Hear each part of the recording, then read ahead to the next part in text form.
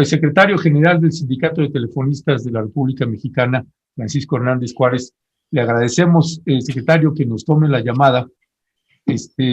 Bienvenido aquí a Momentum, aquí con Alberto Nájar y un servidor, Ernesto Ledesma. Gracias por la invitación, Ernesto, Antonio.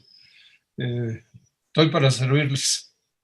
Gracias, gracias. Sí, es Alberto Nájar y un servidor, Ernesto Ledesma.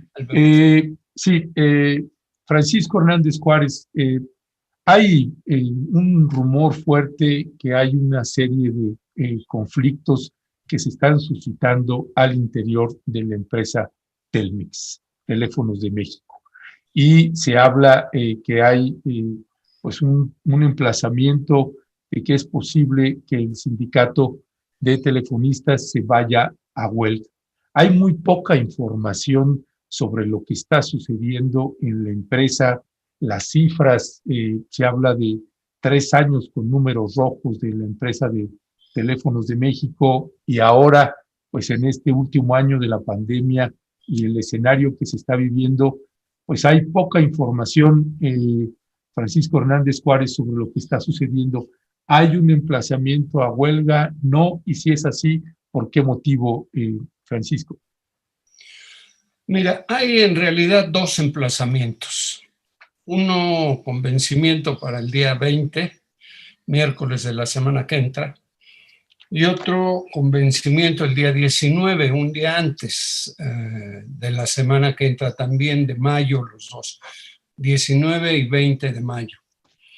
Déjame muy rápidamente hacer una síntesis del problema, un resumen del problema. Por favor.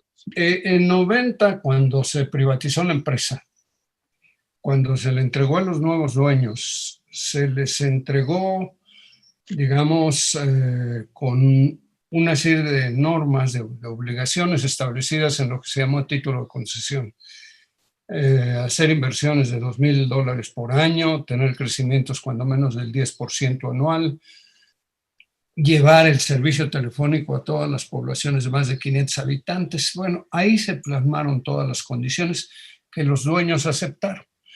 Y en ese título de concesión también se estableció que de los derechos de los trabajadores establecidos en el contrato colectivo se mantendrían sin afectar. Lo mismo la plantilla de trabajadores. Porque en esos procesos de privatización era muy común darle una mutilación al contrato colectivo, despedir a un número importante de personal, al que se quedaba lo recontrataban como nuevo. Nosotros en el proceso logramos que se respetaran los derechos de los trabajadores, nuestro contrato, nuestra jubilación.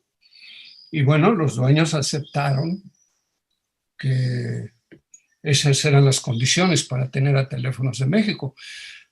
Entre 90 y 2000, las inversiones, el proceso de modernización, el apoyo de los trabajadores permitió que la empresa fuera considerada la mejor empresa telefónica del mundo.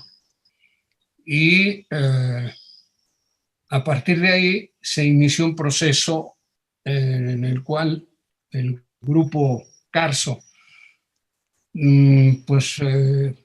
utilizó a Teléfonos de México como la plataforma para convertirse en el grupo económico más poderoso de este país. A partir del 2000 inicia un proceso de, por llamarlo de alguna manera, desmantelamiento de Teléfonos de México. Empezaron a sacar los servicios más rentables porque les parecía que nuestro contrato era muy caro y nuestra nómina era muy cara. Y entonces empezaron a América Móvil, Uninet, en fin, empezaron a sacar los servicios más rentables. Y obviamente los ingresos de la empresa se cayeron. Y además dejaron de ponerle los recursos que se requerían para el fondo de pensiones. Obviamente, a la luz de esta situación, pues las finanzas de la empresa empezaron a tener problemas porque pues caen sus ingresos, no aportan recursos al fondo de pensiones y viene una nueva ley de telecomunicaciones en el gobierno de Peña Nieto, en donde con el nuevo regulador, con el IFETEL, le imponen una serie de sanciones a Teléfonos de México que hacen que caigan todavía más sus ingresos. Y bueno, las malas decisiones de la empresa o las decisiones por tratar de no incluir a los trabajadores en las labores de la empresa para evitar el costo del contrato y la nómina, las medidas del IFETEL, la falta de inversión en el fondo de pensiones, pues hacen que la situación de la empresa se dificulte. Y nosotros, para tratar de ayudar, aceptamos primero convencer a los compañeros a que quedaran más años a trabajar voluntariamente. Después, haciendo ajustes a la propia cláusula de jubilación para que le saliera menos costosa a la empresa. Y llegó un momento en que nos dijeron, bueno, nos ha ayudado mucho porque ya esta situación no está creciendo, pero la única manera de que la situación de la empresa se resuelva es que ustedes acepten que desaparezca la jubilación para los de nuevo ingreso. Ahí sí nosotros ya no estuvimos de acuerdo. Nosotros no creamos los problemas que la empresa tiene, la propia empresa con sus decisiones lo hizo, el gobierno de Peña Nieto y Videgaray lo hicieron con la nueva ley que tuvo dedicatoria directa contra Teléfonos de México, y ahora nos querían cobrar el costo de la solución. Obviamente nosotros estuvimos dispuestos a aportar esfuerzos con estos ajustes que hicimos a la cláusula, pero definitivamente no estamos de acuerdo en que desaparezca la jubilación. Y bueno, pues la empresa unilateralmente, para tratar de obligarnos a aceptar ese acuerdo, ha dejado de contratar personal. Y para ello, pues estamos utilizando los recursos que la ley nos permite, con un emplazamiento a huelga por violaciones al contrato que traemos arrastrando desde hace 2 años, y ahora con la revisión del salario anual que nos corresponde, o sea, la revisión salarial. Estamos tratando de terminar el arreglo esta semana, pero la verdad yo lo veo muy complicado. No hemos logrado avanzar lo suficiente y el vencimiento ya es la semana próxima y sí veo yo altas posibilidades de conflicto. Si no logramos un acuerdo, es probable que tengamos que llegar a esa decisión, pero la asamblea se va a instalar el lunes 18 presencialmente. Se van a reunir todos los representantes a nivel nacional y bueno, pues ahí evaluaremos la situación, pero las posibilidades de un conflicto realmente son muy altas. Cuando dice usted, Francisco, las posibilidades de un conflicto son altas, es decir, que es inminente una eventual huelga. De eso hablamos concretamente. Así es, de eso hablamos. ¿Implica la paralización de qué? Porque entiendo que Telmex estaría en una condición especial por ser una empresa de comunicaciones importantísima en México. ¿Qué implicaría una huelga en Telmex? En teléfono? Pues mira, tenemos alrededor de 22 millones de clientes con línea telefónica. Tenemos 300,000 kilómetros de fibra óptica, que es la principal red de fibra óptica del país. Y obviamente, pues yo podría decir que la otra parte de los clientes que no están en Teléfonos de México se tiene que comunicar a través de la red de Teléfonos de México. Me imagino que esto puede tener un impacto significativo. Y bueno, nosotros es lo último que queremos. Sabemos, sobre todo en estos tiempos de pandemia, la necesidad del Internet, la necesidad de las comunicaciones, lo vital que ha sido para enfrentar el problema de la pandemia. No, la verdad es lo último que quisiéramos, pero pues la verdad es que la empresa nos está poniendo en una situación en donde la única manera de resolver su problema es quitarle a los trabajadores lo que han avanzado en sus condiciones laborales. Y bueno, ya está claro México es uno de los países con los costos laborales más bajos del mundo. Los salarios de los trabajadores mexicanos son de los más bajos del mundo. Solo que este gobierno ha hecho un esfuerzo por revertir esa situación y ya ni siquiera nos aceptan en los acuerdos comerciales en el mundo compitiendo con mano de obra barata. Entonces, no es posible que la única solución que se encuentre a los problemas es quitarle a los trabajadores lo que han logrado hasta ahora. Bueno, cuando menos nosotros no vamos a aceptar voluntariamente y vamos a pelear con los recursos legales que están a nuestro alcance, con la fuerza del sindicato. Preferiríamos un arreglo, porque además le hacemos propuestas a la empresa. O sea, cómo no se acredite, cómo no se le siga acumulando el pasivo laboral, cómo no se sigan afectando las finanzas de la empresa. Sí tenemos conciencia de que si no le ayudamos a la empresa no va a salir adelante, pero insisto, no queriéndonos cargar a los trabajadores el costo de las propias malas decisiones de la empresa y del gobierno, del gobierno anterior, que hizo una ley que me parece no ha servido para lo que ellos decían que iba a servir, ¿no? Sí, secretario, ¿de qué pasivo estamos hablando que tienen actualmente ahí en Teléfonos de México? Nosotros somos 63,000 telefonistas. El pasivo laboral es de 240,000 millones. Claro, comparado contra lo de Pemex o contra la Comisión Federal de Electricidad, no es de esa dimensión. En realidad, la empresa solo ha puesto 140,000 millones. No ha puesto todo el pasivo que se requiere, que la ley le obliga. Y como cambiaron las reglas de contabilidad, una empresa que no tiene completa la bolsa, antes eso no pasaba, ahora con estas nuevas disposiciones sí, la cantidad que le falta se lo apuntan en sus finanzas y con ese faltante no hay números, no hay finanzas que resistan. Si tuviera la bolsa completa, no tendría este problema. Si no hubiera sacado los servicios más rentables de la empresa, no tendría este problema. Y con la ayuda que nosotros le hemos dado en la jubilación, la verdad la situación de la empresa sería inmejorable, ¿no? Entonces el pasivo laboral es de 240,000 y solo tiene 140,000 en la bolsa. ¿Y una eventual negociación sobre esos números la han planteado, Francisco? Sí, mandamos a hacer un estudio. El 90% del costo de esta bolsa ya lo tiene, digamos, son entre los jubilados de la empresa y los jubilados sindicalizados, está la mayor parte de ese. O sea, eso ya para ningún lado, se tiene que dedicar exclusivamente a eso.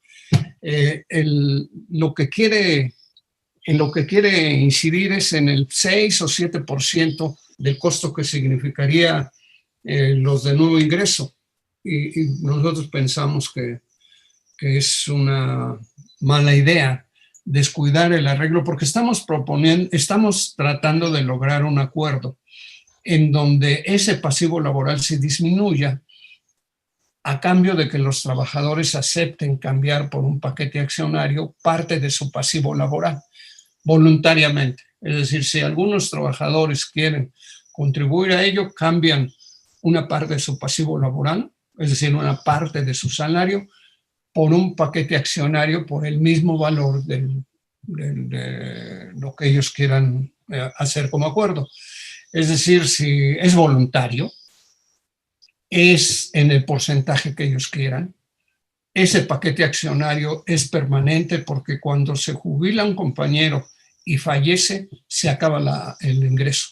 No le queda a su familia nada. Con el paquete accionario, ese patrimonio no solo le sirve al trabajador porque lo puede vender después de un tiempo que se establezca, pero si lo mantiene le queda a su familia como un patrimonio heredado por su familiar sin ningún costo para la familia. Entonces, Está la propuesta literalmente armada. Estamos tratando de ver si la podemos terminar, pero pues sí estamos tratando de lograr un acuerdo con la empresa. Es fundamental. De hecho, estamos trabajando todo el día. Estas semanas estamos de tiempo completo trabajando con la empresa para tratar de lograr un acuerdo. Ya, se habla, secretario Francisco Hernández Juárez, que en Telmex debería haber un fondo de pensión de 194,000 millones de pesos y entendemos que solo hay 96,000. Es decir, no, debería haber 240,000 y hay 140,000. O sea, faltan 100,000. Le faltan 100,000. ¿Y dónde están? No los puso. O sea, cada año tenía que haber hecho aportaciones al fondo, pues para tenerlo en las cantidades que desde el punto de vista actuarial se requieren para una prestación como esta. No los pusieron.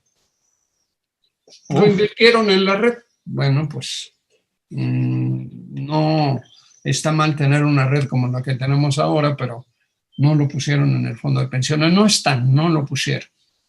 Sí, estamos hablando, secretario, no sé si el dato también es correcto. Telmex lleva 3 años con pérdidas, es decir, no hay utilidades.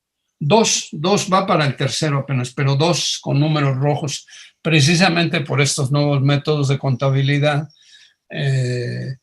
que cargan esa faltante de 100,000 millones a sus cuentas, a sus finanzas, y bueno, pues eso pone números rojos. No es porque la empresa esté perdiendo, es porque contablemente al cargar lo que le falta del fondo de pensiones lo hace aparecer en números rojos. La empresa tiene ingresos suficientes como para seguir adelante. Si tuviera a tope su fondo de pensiones, no tendría este problema.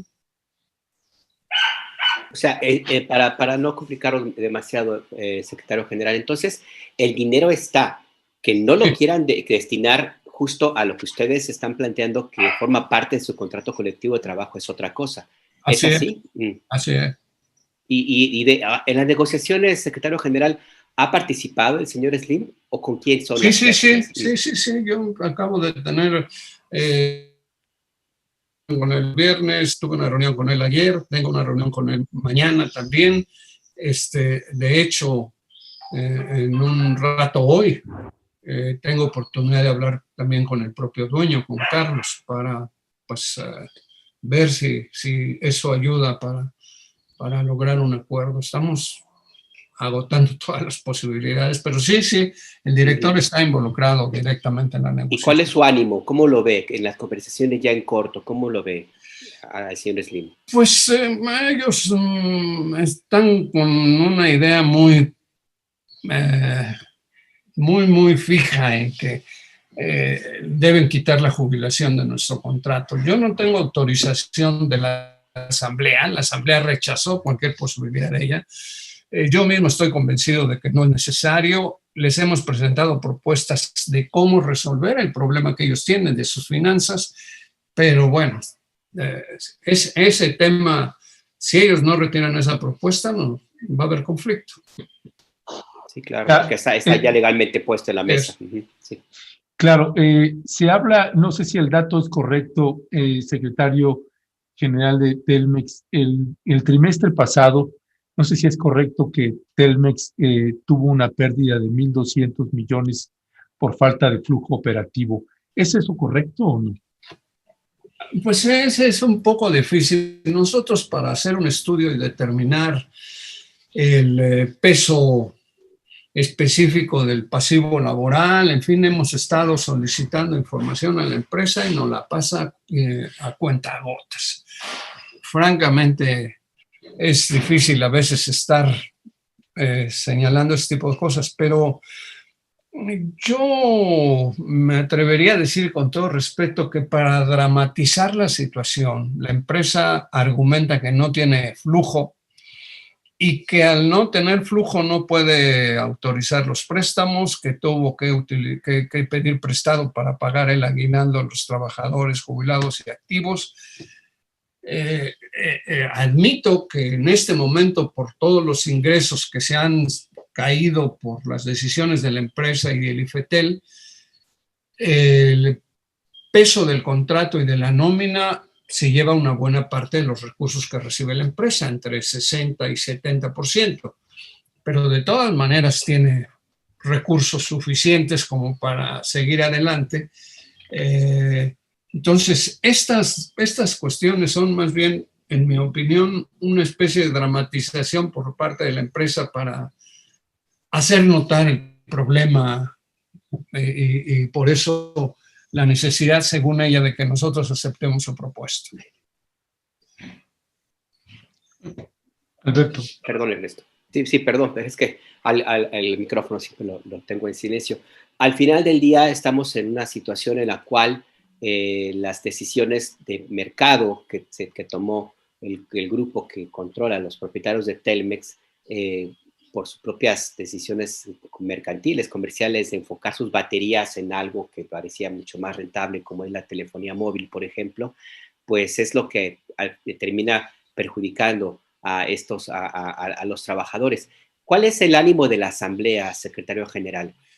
Porque esto que platica usted, bueno, se puede entender como una negociación difícil, muy, muy complicada. No sé si realmente ustedes hayan enfrentado una situación de esta naturaleza en el sindicato, pero se parece mucho a otras que se llega al límite por parte de la empresa para estirar la liga lo más que pueda para tratar de ablandar a la parte laboral, pero se llega a un acuerdo. ¿Cuál es? Y en ese acuerdo la Asamblea tiene mucho que ver.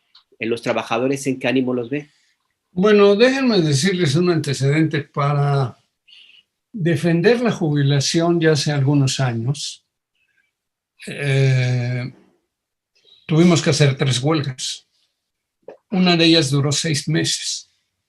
Y la gente, ni aún con todas las dificultades que teníamos, jamás aceptó ceder la jubilación.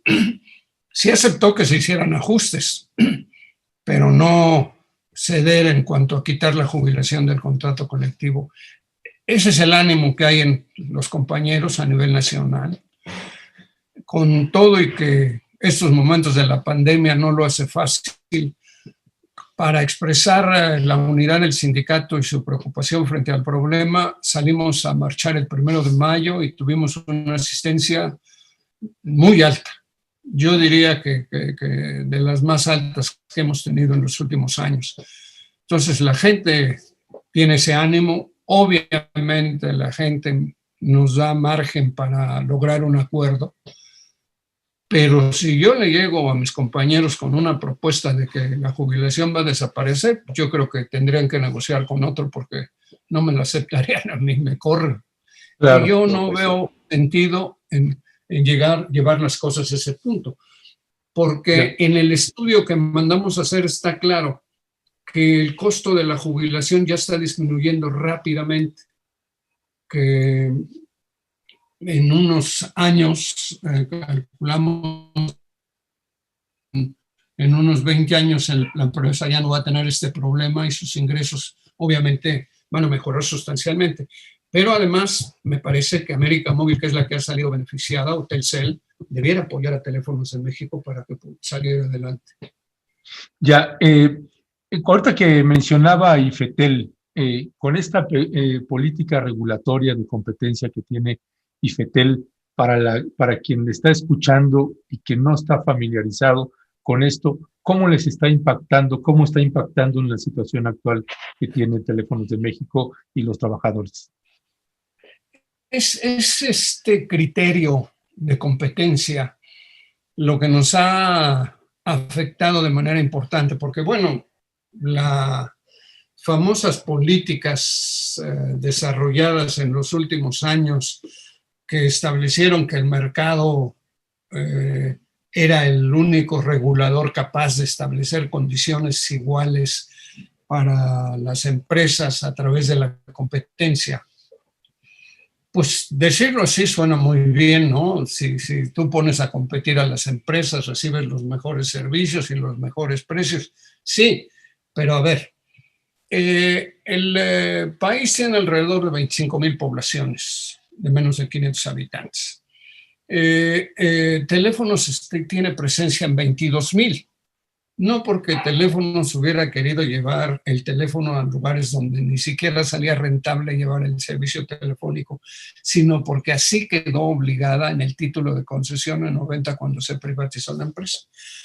Cuando se inicia la competencia, se le dice a las empresas que iban a competir contra Teléfonos de México, ya están libres de entrar a donde ustedes quieran.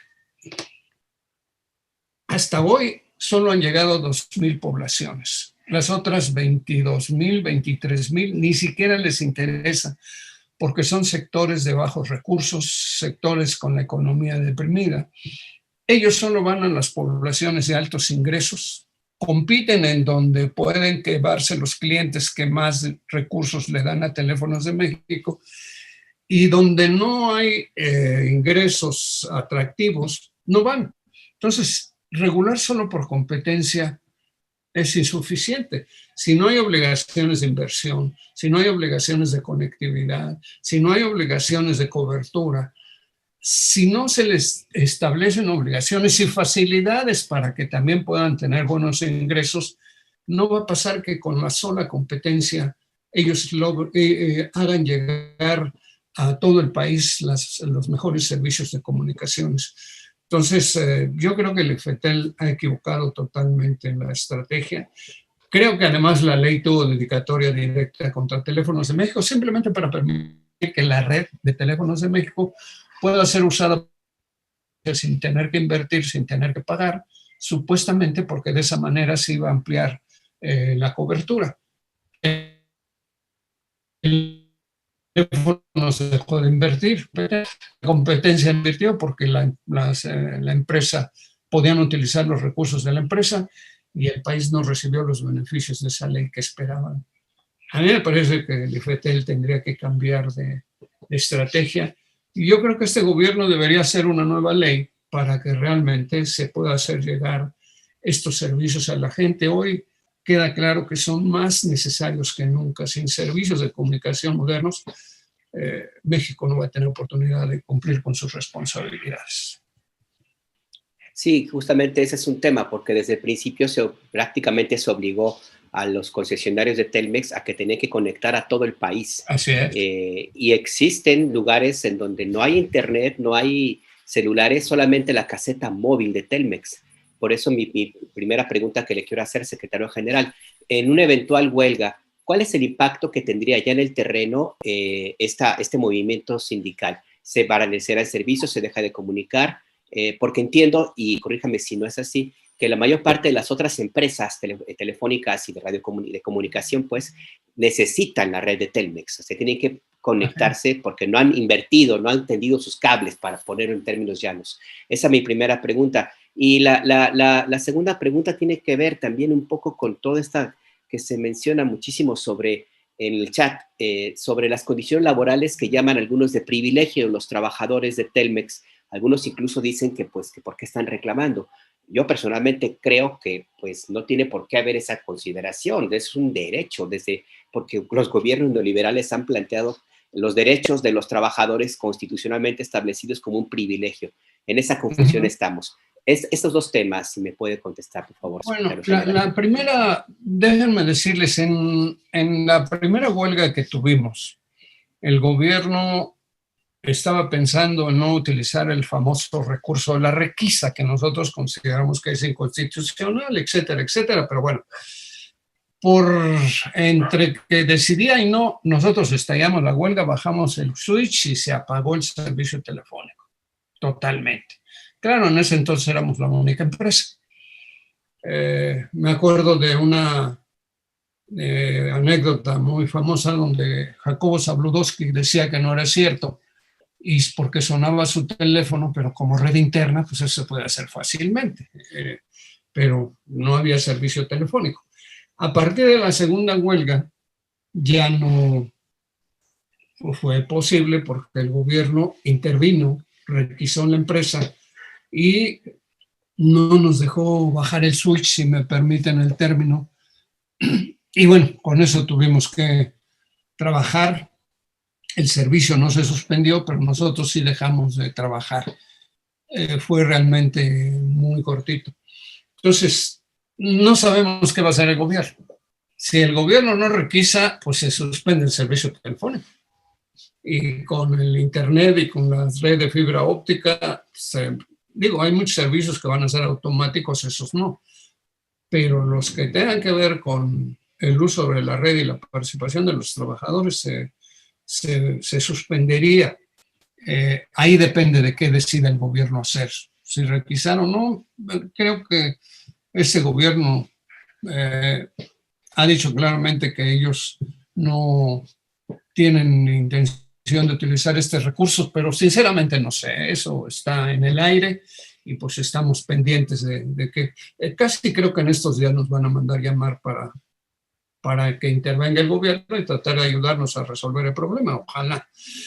La segunda parte en la cuestión de privilegios, insisto, ahora que estaba en vías de acordarse el TPP, Tratado Transpacífico, que Trump echó por la borda, antes de que eso ocurriera, ya estaba muy adelantado el acuerdo y a México le mandaron llamar y le dijeron que ya no le iban a permitir participar si quería seguir presentando como su mayor factor de competitividad la mano de obra barata.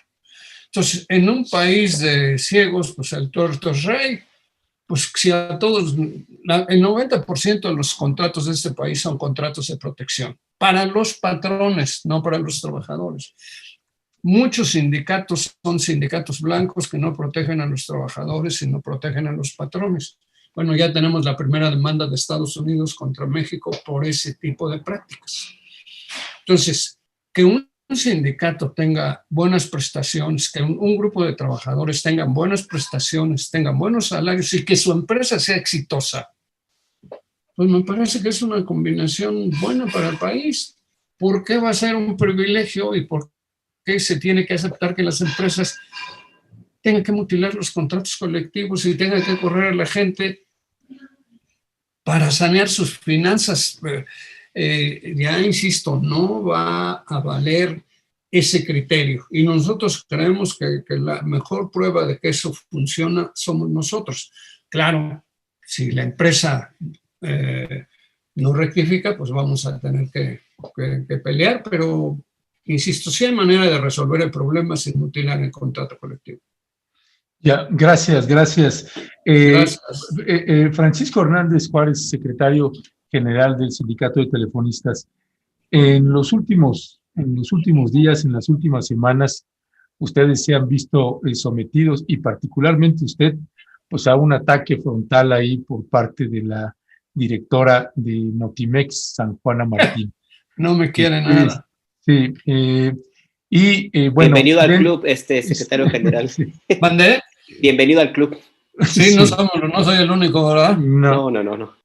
Bueno, ha habido señalamientos en ese sentido del apoyo que le dan ustedes a la huelga, a los que están en huelga del Sud Notimex, en esta confrontación que tienen con San Juana Martínez, y también ha habido señalamientos de apoyos, millonarios, de recursos de cientos de millones de pesos. Si pudiera usted clarificar esos dos puntos, ¿cuál sería su posicionamiento? Claro, bueno, primero déjenme decirles que no es el apoyo del sindicato de telefonistas, es el apoyo de la Unión Nacional de Trabajadores. Nosotros nos constituimos en una organización de sindicatos independientes llamada Unión Nacional de Trabajadores, que tiene como alrededor de 100 sindicatos. Somos alrededor de 500,000 de trabajadores en esta organización. La Unión Nacional de Trabajadores se ha destacado como una organización independiente que lucha por la libertad sindical, que lucha por la democracia sindical, que lucha por la contratación colectiva auténtica. Y hemos presentado propuestas de reforma laboral, inclusive la última de 2016 tuvo que ver mucho con las propuestas que la Unión Nacional de Trabajadores había venido planteando. De manera que todos los trabajadores que luchan por salirse de un sindicato de protección o de un contrato de protección, los sindicatos los trabajadores que luchan porque los están afectando en sus derechos laborales. Ahorita, por ejemplo, están pasando los sindicatos de los órganos descentralizados que están en el apartado A, nada más por decreto los quieren pasar al apartado B, pues obviamente ellos no están de acuerdo y vienen y buscan a la UNT y le piden apoyo. Hemos apoyado a los del Colegio de Bachilleres, hemos apoyado a los compañeros de los órganos descentralizados, hemos apoyado a los padres de los normalistas de Ayotzinapa y apoyamos a los trabajadores de Subnotimex. Por supuesto que quien viene y nos pide ayuda y nos acredita que es una lucha válida, nosotros le damos el apoyo. Entre ellos está Subnotimex. Entonces las diferentes organizaciones hacen aportaciones y se les entregan. Por ejemplo, se publicó un desplegado para los de Subnotimex. No entregamos el dinero a los del sindicato para que ellos paguen el desplegado. Ellos nos dicen que quieren apoyo para el desplegado y nosotros pagamos directamente a la empresa que lo edita. Pero insisto, yo diría que si algún grupo ha recibido apoyo importante, más que Subnotimex, son los padres de Ayotzinapa. Esos padres que lamento mucho lo que está pasando, es terrible lo que les está pasando, tienen que venir a México a hacer sus manifestaciones, a hablar con la autoridad permanentemente y no tienen ni cómo hacerlo. Claro, la gente que quiere que ese problema quede ahí enterrado, que nunca se sepa la verdad, estaría feliz con este tipo de denuncias y que nos intimidaran y dejáramos de apoyarlos. No los vamos a dejar de apoyar. Bueno, a la señora no le gusta, lo lamento, pero pues ella no puede pretender correr a la gente y no tener consecuencias de ello, que la gente simplemente pues demande. Le están ganando todas las demandas y bueno, pues no deja títere con cabeza que osa dar una opinión a favor de los trabajadores o estar en desacuerdo con lo que ella dice. Bueno, a mí al principio me pidió una reunión, yo le dije que sí, nos íbamos a reunir, de repente la canceló y después, bueno, se me echó toda una estrategia de agresión, pero pues francamente no es ni de lejos las cantidades que ahí se dicen, no es cierto, pero nosotros publicamos en una página del sindicato en internet todas las cuentas que maneja el sindicato y ahí dice claramente,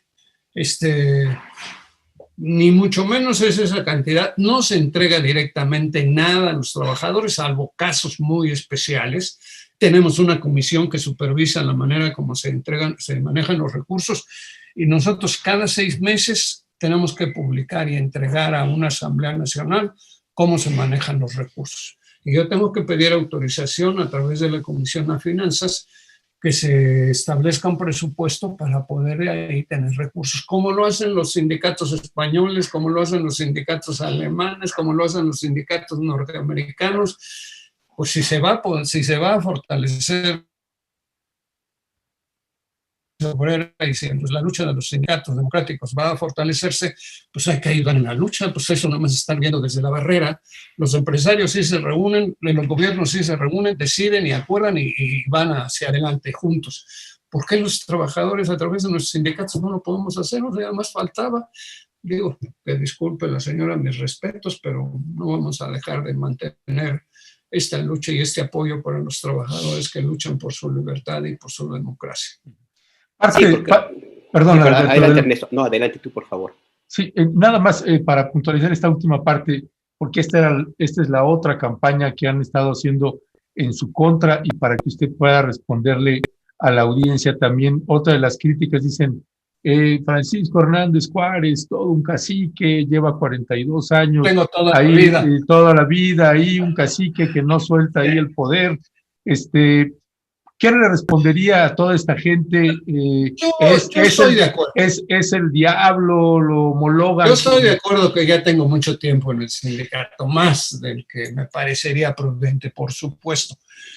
Y acepto y respeto las opiniones que desde fuera lo hacen ver. Claro, yo con todo y ese respeto no puedo dejar de decirles, esta es una decisión que toman los telefonistas. Y los telefonistas lo toman a través de un proceso democrático con voto universal y secreto, directo y secreto. Desde antes que esta nueva ley se aprobara, toda la vida el sindicato ha procesado democráticamente este asunto, la participación. Y lo primero que se hace es hacer un consenso nacional para ver si la gente quiere que participe yo o no. E invariablemente la gente insiste en que vuelva a participar. Después se tiene que integrar un comité para ver si se integra una planilla conmigo y ya se hace una segunda votación y después en una tercera fase se va a una votación general.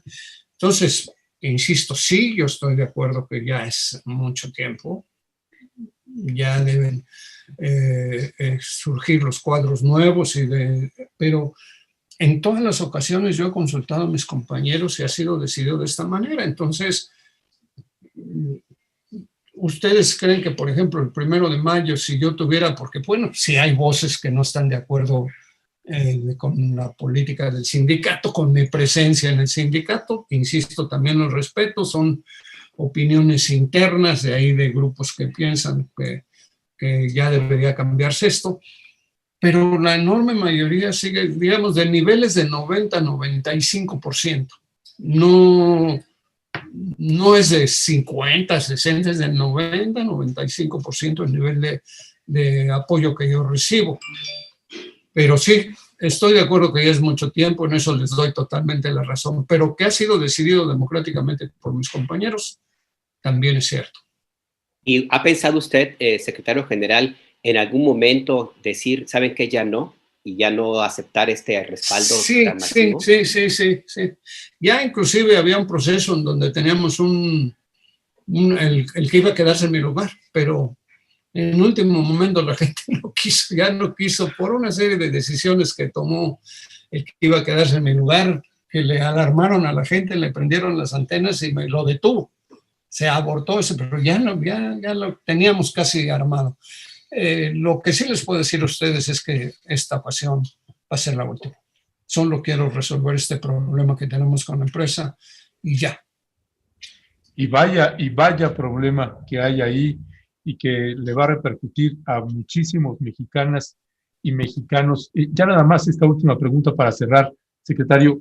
De manera así concreta, específica para cualquier usuario de teléfonos de México, de la telefonía, ¿cómo afectaría o cómo repercutiría así en la vida de cada quien si ustedes se van a huelga?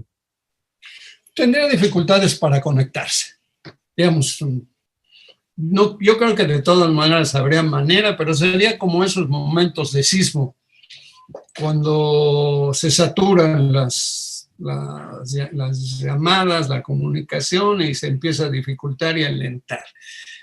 No moriría totalmente porque hay otras empresas, hay otras redes, pero que impactaría cuando menos en la tercera parte de los usuarios y se notaría el impacto. Y obviamente, pues al afectar a esta cantidad, la otra parte se saturaría y se alentaría. Espero que no tengamos que llegar a eso. Pues sí, pues ojalá. Si me permites una última pregunta rapidísimo, Ernesto. Usted mencionó de pasada, secretario general, resuelve este conflicto dificilísimo, por cierto, y ya. Es decir, en la siguiente periodo de elección del próximo secretario general, usted ya no va a participar. Así es. Sí. Por eso, si a la empresa le interesa que yo me vaya, me debe ayudar a resolver el problema. Si el gobierno también quiere que ya me vaya, me debe ayudar a resolver el problema y aquí lo dejo firmado con ustedes. Ole.